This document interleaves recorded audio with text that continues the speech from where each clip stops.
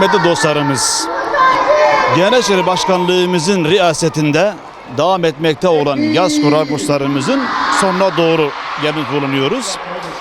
Yaz Kur'an kursları ile biz 3 şeyi hedefliyoruz.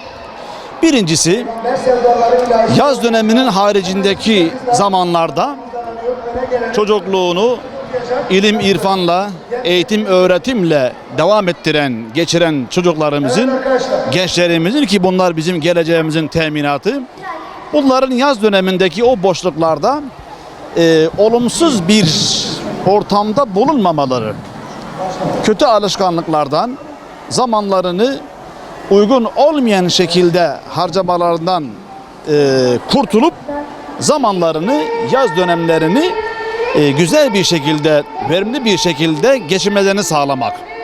Bu birinci hedefimiz. İkinci hedefimiz, bu dönem içerisinde Allah'ın kelamı, Kur'an-ı Kerim'in okunmasını, öğrenilmesini, harfinden, maharecinden, tecvidinden, ezberinden çocuklarımızı, gençlerimizi Allah'ın kelamı ile buluşturmak ve üçüncü en büyük hedefimiz bu etkinliği ve bu eğitimi yapmakla kıymetli dostlarımız Kur'an ahlakını öğretmek.